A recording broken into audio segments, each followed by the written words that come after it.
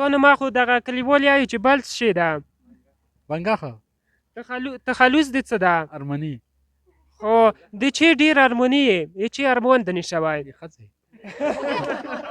ما دې نه تیز یم په خوړو کې د چی ډیر خوښیږي کرخې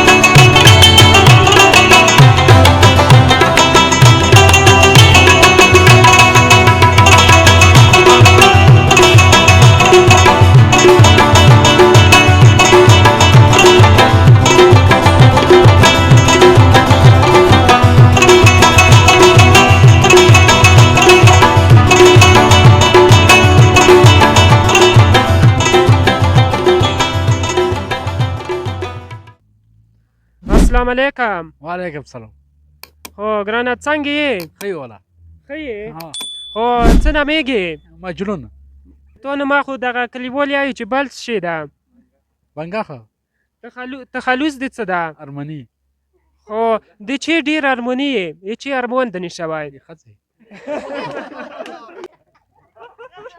ډیر ارمان لري هیله ارمان لري یا د ښځې ارمان لري اوله نشته والا دغسې مجرد یم هم بیلونه چې روچه یې خوند کي ستر ارمان لرم خو په خوړو کې د چی ډیر خوښیږي کرخې ګورخې دې خوښیږي نور غوښه مخه چې دې نه خوښیږي ویلې خوند نه کوي نو ماشاءالله تو خو داسې ښه بډي جوړه کړې دی ما په فکر یې مایدې نه ډېر تیز یې ما دې نه تیز یم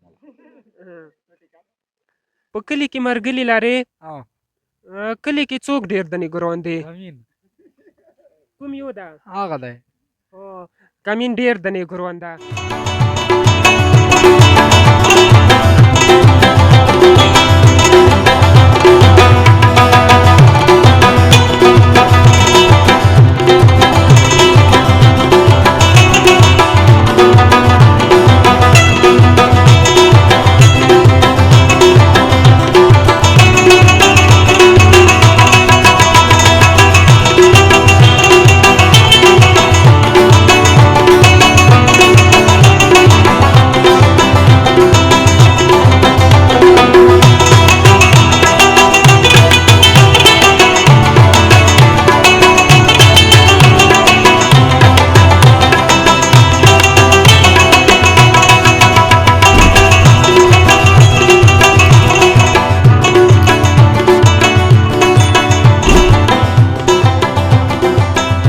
علیکم. وعلیکم سلام. ګرانه څنګه یې؟ ښه یم، ته څنګه یې؟ مننه خیر اوسې. زده کړې کوې؟ د غورځنګ خصوصي لیسې زده کوونکی یم. خو ماشاءالله په څوم سیم کې یې؟ 5م ټولګي کې. خو ډېر ښه. ګرانې خوښې مضمون دې کوم یو ده؟ ریاضي.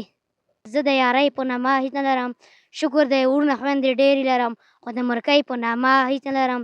داسې له سرې له کوره ووتې، غبرګې جنازې له کوره ووتې، یو ماشوم په زوره دا ناره کړله لاړې ادې له کوره ووتې، ختم شوې مزې له کوره ووتې، ختم شوې مزې له کوره ووتې. اکبر صاحب ټوله ورځ دغه پېغور وهي، ته ولې له شپې له کوره ووتې، اوس درپسې زیاره زړګۍ نه خورمه، اوس درپسې زیاره زړګۍ نه خورمه، ته مې له سینې له کوره ووتې.